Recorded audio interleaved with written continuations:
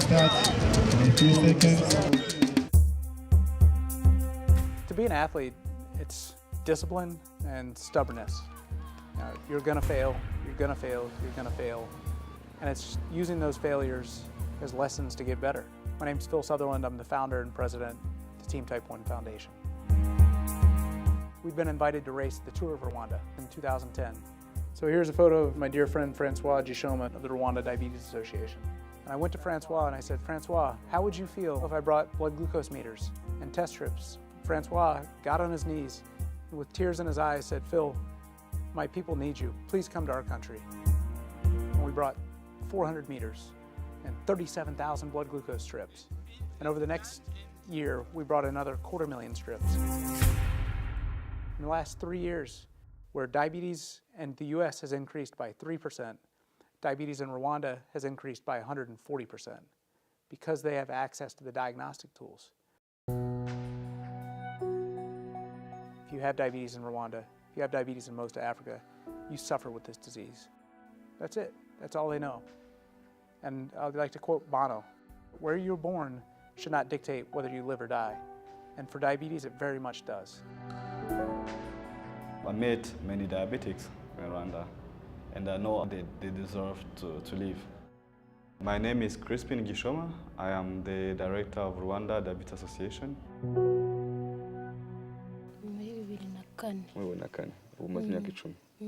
She was diagnosed in 2004, and now it has been 10 years with diabetes. Does she have regular access to test strips? Strips. When they're available, she gets that, but it's not permanent. Her brother's name is Nyosenga Sustain, and he was diagnosed when he was 17. Sometimes they didn't have money to buy insulin, and then they waited until they get money to buy the insulin. And he passed away when he was 28. I'd like you to imagine that you're the mother or father of a child with diabetes here in the US. And you've got 3 other children that you have to take care of. There's medication out there, but there's no way to pay for it. And so you have to make a choice. Is it a better decision just to let that child die so that the rest of your family can live a good life? The challenge is not only access to medicine, but it's also a social problem they may get from having diabetes, because their potentials are ignored. How far away is the hospital from here?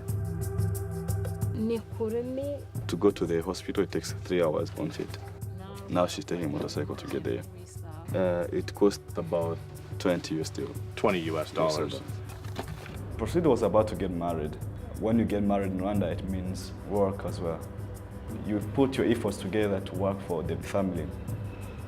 And Perseid didn't have a leg, and so she becomes useless. She couldn't get married. When they told her it was diabetes, she fainted because she knew diabetes, it's very hard to live with.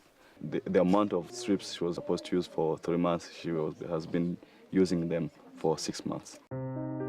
And she was keeping the few strips left for when she feels very bad. When people come in hospital in Rwanda, they're given insulin prescription and they're sent home. I'm Brianna Sutherland, Program Director of Medical and Governmental Affairs in Team Type 1 Foundation and Phil's wife. After that, whether it is because of lack of insulin or because of lack of test strips, people have complications. The family accepted it very well. In Rwanda, a family is everything.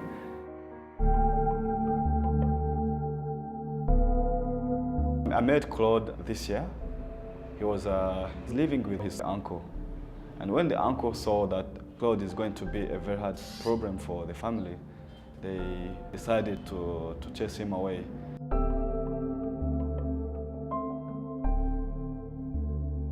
Then I met him while he was looking for his family. That's when I decided to take him into the center.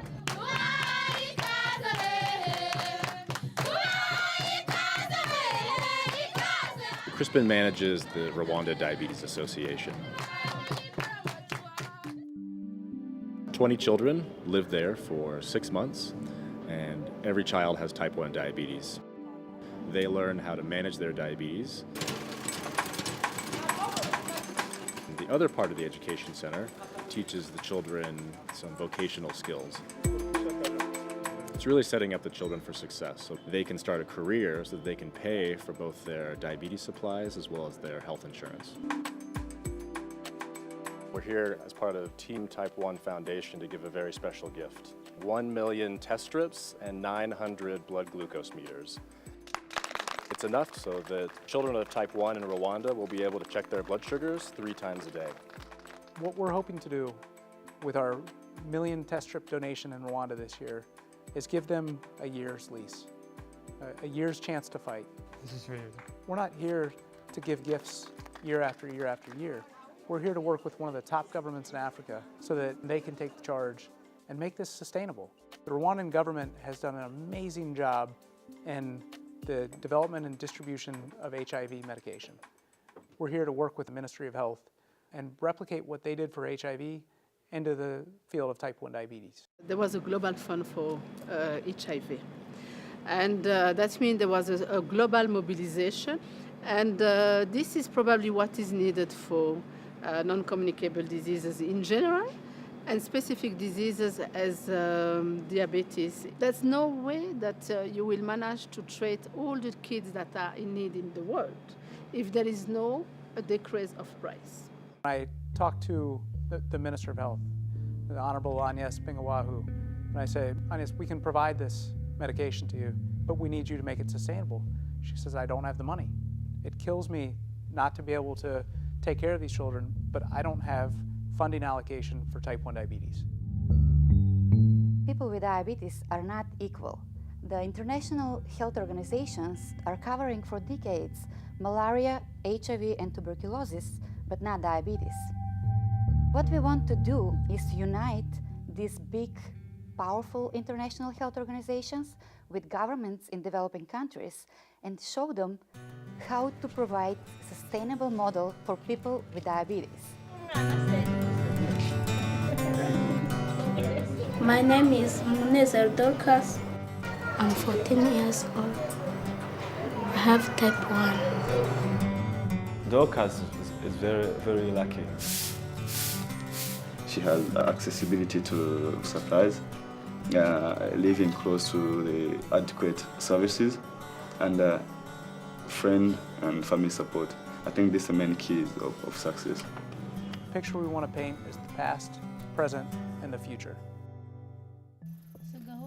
What we have in front of us is a mother, a family who's lost a child from diabetes because they didn't have access to medication. Now, that's the past, because that time has gone away. We're in the present. Here's a young person with diabetes. They've made it this far because there's been access to insulin. Not on a consistent basis, but enough to stay alive.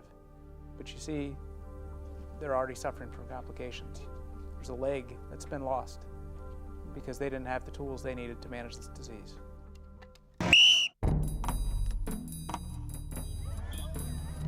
Now we see the future. He's had insulin, and now he's getting the gift of test strips from Team Type 1. We are together. We are Absolutely. together. And with what we do with the government, this child's life is set up to be no different than a child here in the United States, in Europe, and in the other developed worlds. I'm not afraid of my future because I know I will live longer.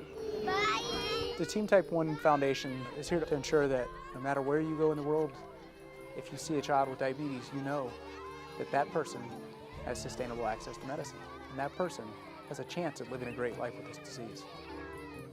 And we hope that you'll help us with that, because we can't do it without your support.